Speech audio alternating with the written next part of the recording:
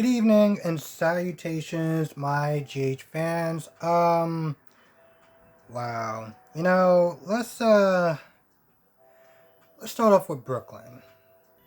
So it's this weird, stupid scene with Olivia and Brooklyn. And pretty much Brooklyn is acting like a brat and Olivia is just overreacting like usual. Has something to do with some raw salmon or something like that, and like they're fighting over the salmon and it breaks and Olivia just overreacts. And Ned comes in and once again, you know, I think Brooklyn or Ned bring up the fact that Brooklyn is trying to use her unborn child to get control of a company. And Ned is just like, what are you doing? And Olivia's like, yo, have you lost your damn mind? So they're arguing back and forth, back and forth, back and forth. At some point, Brooklyn leaves. And she talks to Chase. She talks about her motherly instincts and how she has a plan and she's going to go through it no matter what. And blah, blah, blah, blah, blah, blah, blah, blah, blah. After Chase leaves, Brooklyn goes upstairs. And Brooklyn takes off this fake baby bump. This chick isn't even...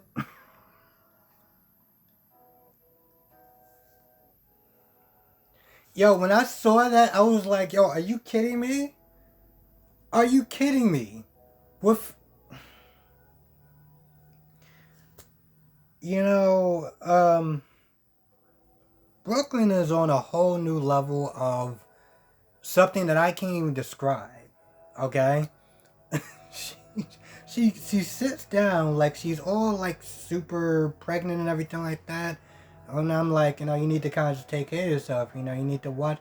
I'm sorry, what? I just, I don't even know what to say about that. I don't know what to say about that. So yeah, she's not even pregnant, and she's trying to use this imaginary baby to get back a company. What is her plan moving forward? Because Brooklyn doesn't seem like she knows how to think ahead. Okay? This is one of Brooklyn's flaws. She doesn't know how to think ahead. She had this problem way back when she first came to town and Carly paid her to seduce Dante. She doesn't think ahead. She comes back. She's into more foolishness. She tried that whole thing with ELQ. With the whole modeling thing and singing and stuff like that. And it didn't work out, because she didn't think ahead. She tried to threaten now by saying, I'm going to run to the cops and you're going to get caught. Once again, she didn't think ahead. And now she's in whatever this mess is. And yeah. Now downstairs, it actually gets better.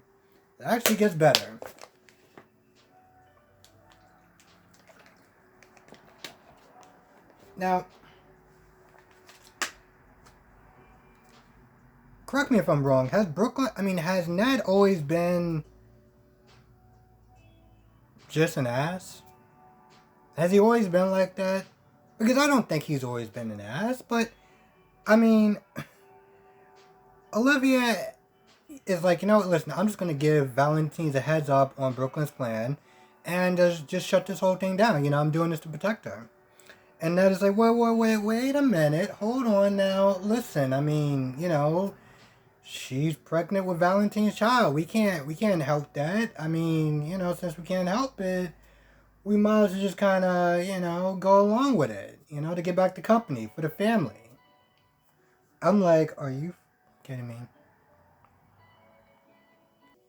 Now, the minute that Olivia was like, well, are you actually okay with this plan? I actually started writing down, Ned is okay with this plan because, reasons. And yeah, he's okay with the plan. He was like, well, we could just go along with it. And me and Olivia is just like, are you You kidding me? And Olivia's like, yep, spoken like a true Quartermain. And I'm just like, spoken like a true rich jackass. Because I don't know what else to sit there and call him. I really don't. I don't know. So, yeah, that happens, and that pretty much ends their story. Now, let's kind of rewind to the beginning a little bit. Let's talk about Chase and Willow. So they're talking mostly about, Chase and his dysfunctional family at this point and how he's trying to, move ahead and move forward thanks to Willow, because Willow was, his muse, his inspiration for just, going along with it. So at some point he gets close to her.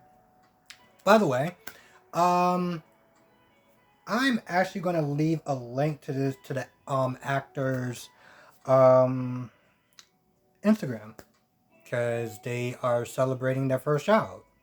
And I think that is very amazing, very special. So definitely hit him up on his channel, congratulate him. I don't normally do that, but when I see something like that, given everything in this world that is just falling apart, let's just congratulate him and wish him well and all the happiness in the world and all that good stuff.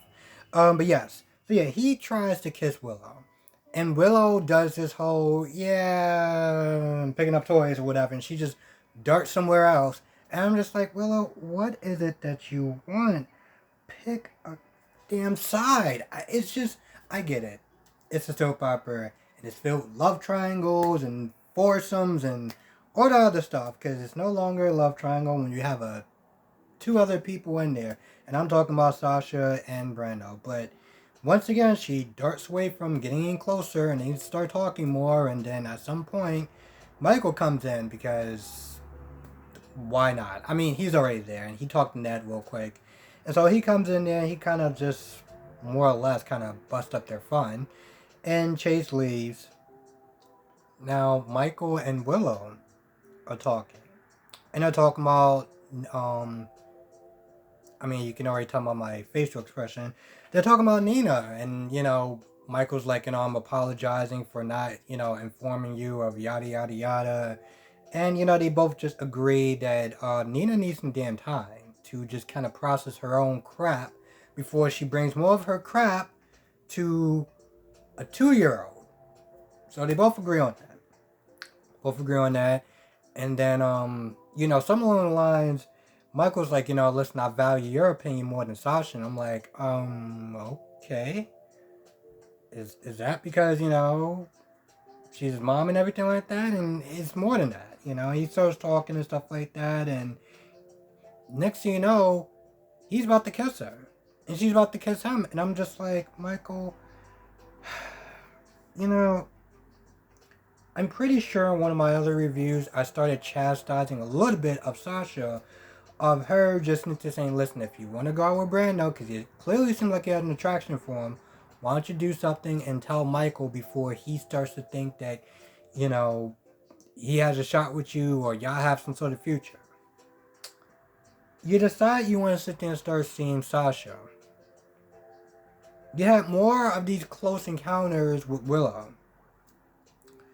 Now you're at a point where you're living together, you have custody of this child, you're a family union.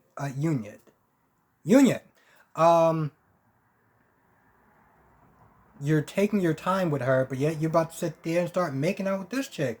Dude, what are you... This is so... I want to sit there and say this is so dumb, but this is...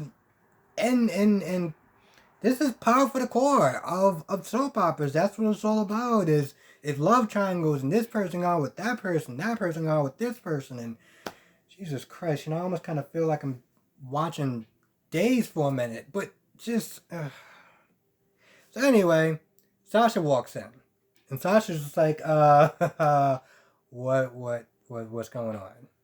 So now you got that whole thing. By the way, Brando told Sasha about Dev and not being his son, and just kind of talking about it. And of course, he kind of accidentally leaked out the fact that Michael knew about the whole death situation and didn't say anything. But, Sasha was like, listen, I was in no position to really judge or keep secrets or anything else. So that's cool. But, yeah, with that being said, they talk and, well, here's the thing. Gladys, the classy chick that she is, was not there, ran into Sasha and pretty much kind of told Sasha, I want, my son, I don't want you near my son because of, his past addiction, and what you're going through and everything like that. It's not a good idea for you to get involved with him. Now, to some extent, I understood where she was coming from, but I felt like she was being very intrusive. Like, in her own twisted, jacked up way, I understand that her heart might have been in the right place to some extent, but it was none of her damn business. Especially since she told Brando later on that, oh, by the way, I'm a grown woman and I can see who I want. Okay, Gladys. Um, that was a short little encounter she had with, Sasha had with Gladys. And then after that, at some point, Carly, because Carly is just, well, she's just being Carly. She's pretty much trying to rush Valentine on his plan. And Valentine's like, listen, if I push her too much, I can show her my hand or whatever. Like, you don't want to, let's not screw this up. But Carly, being the impatient woman that she is, just like, I need answers. Jason needs to get out, yada, yada, yada. Her whole, Jason thing. But once again, Gladys talks to Valentine, and once again, he's sitting there trying to seduce her and get info and be all buddy buddy. And at some point, this is when Valentine screws up, and I'm sitting there thinking, Valentine, weren't you like in spy school? Like, I know that he didn't really go out in the field or anything like that, but bro, you grabbed her phone, you started looking through her contacts, and of course, as we're all sitting there watching this, we all know that Gladys is gonna walk right back over and be like, "What the hell are you doing on my damn phone?" Now, Brando did see the situation, saw Gladys talking to Valentine and stuff like that, and Sasha was like, "Oh well, just let you know, you need to be careful around Valentine." I was like, "Isn't Valentine your boss?" And besides this whole little debacle thing or whatever, hasn't he been nothing but kind to you and paid you a large amount of money? But yet you want to sit there and talk behind his back. Okay, whatever. Sure, that makes sense. But yeah, Brando seeing the situation for what it is, he's like, yeah, let me go over there and intervene. So he stops, Valentine from, I guess taking Gladys back to a private place so that way they can, I don't know, play magic, mattress tag or, whatever. And, Valentine talks to Carly, talking about there's a number in the phone that's a burner phone. Most likely it's Cyrus, but that's pretty much about it. Now, Ava and Nicholas are spending some time. Nicholas is bummed because, Spencer is just, he wants no part of that life with Nicholas and Ava. And, Nicholas is kind of bummed. He's like, it's going to be tough for me going to the ceremony with, my little man not by my side. And, Ava or Nicholas, I can't remember which one's like, he'll come around. Now, I was going to sit there and call McKnight because I'm pretty sure that's his name. Martin Gray comes by and they get to talking, and at first, Nicholas is like, yo, I heard that you helped Valentine out, you helped Julian out as far as, providing him with the getaway car after the whole floating rib thing. And so he's not exactly too happy with him. Ava is not too happy with him. And I'm sitting there thinking, Ava, seriously? I was like, first of all, Nicholas, just shut the hell up for a minute, okay? Ava starts to going on them talking about, oh, well, you helped him get away and yada yada yada. And Martin's like, didn't you hide Julian, like, you covered for him and everything like that? And Ava was like, well, yeah, but I didn't know the extent of his crimes. I was like, Ava, you need to shut the hell up also. You know what? Both of y'all need to shut the hell up. Because that just was like, what? But then, that was his name now. Martin was like, listen, you need to be careful for Cyrus getting too close to your mom. He's bad news. He wants to bring out her darkness. And, he'll do anything he can to get his mother back, or anything that he wants to get his way. You just need to, watch out for him. He leaves, and, Nicholas and Ava's like, can we trust him or whatever? And I'm like, sweetheart, what other option do you have? But, okay, sure, whatever. Now, after Kevin leaves Laura's place, Cyrus comes by. And Cyrus is like, so, any word on my mother? What's going on with that? You, making any progress or anything like that?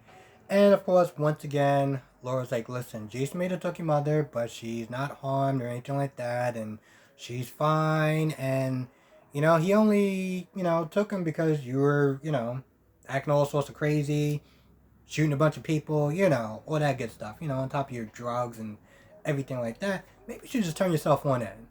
I'm not gonna lie, when Laura's like, you should turn yourself in, I laughed my ass off. It was like, sure.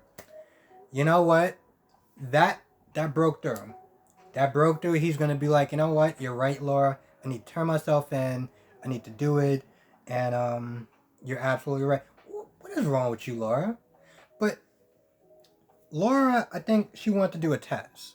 Because Laura's like, listen, if you go to jail, then Jason will give back your mother. I mean, you want to do anything for your mother, right? So that means you want to go to jail for your mother. Oh, you don't want to do that. Oh, okay, so okay, cool. So they go back and forth a little bit. And then Cyrus is like, listen, if I don't get back my mother, any bloodshed that happens, well, that's going to be on you. And Nicholas walks in, and Nicholas is not having it.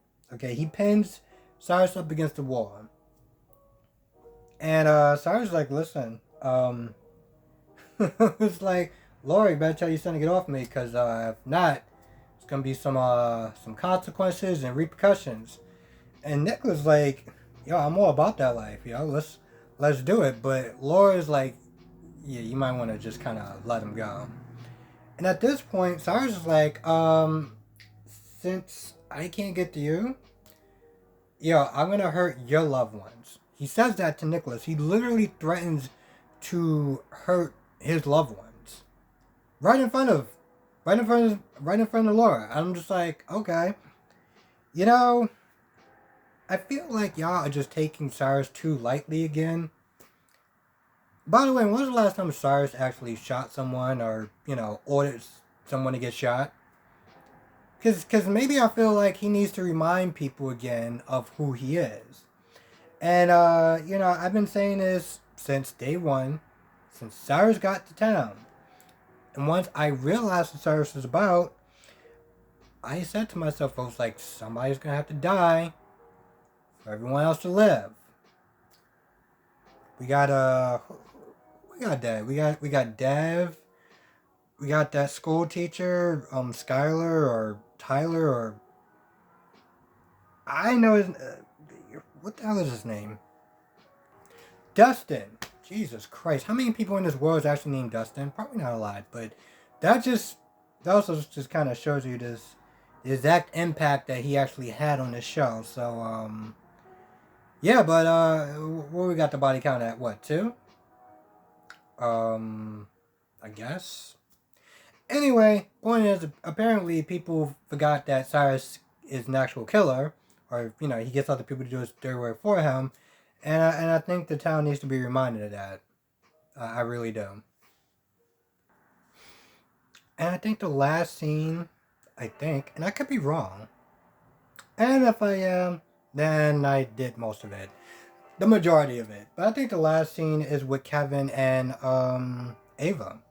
So Kevin comes over to the gallery because it's a painting that Franco left for him. So he comes, and I guess he picks up like this box or whatever for Ava. They open it up, and it's a hand. It's Ryan's hand. And I'm not gonna lie, I kind of forgot his name until I just thought of it just now. Throughout the episode, I was like, what the hell is his name? His twin. So yeah, I'm just thinking it's Ryan. Thinking it's Ryan at this point. And, yeah. Yeah, I think that's about it. Now, tomorrow we're going to probably get into more of the Michael and Sasha part. Because, Sasha is just like, so did I just walk in on something? And, this would be a really good time for Michael to, man up. Because he always talks about honesty and everything like that. He's always super honest with Willow and about his feelings and stuff like that. And I really feel like he needs to be honest about Sasha, with Sasha at this point. I have a feeling that he won't. But I'm going to hold out hope that he will. So with that being said, I think that's about it. Yep, that's about it. And if I missed anything, please let me know in the comment section below. With that being said, I'm going to go. I want everyone to have a great night, a great day if you're watching this tomorrow. Let me know what your thoughts are in the comment section below. Thank you for watching. I will see you in the next video.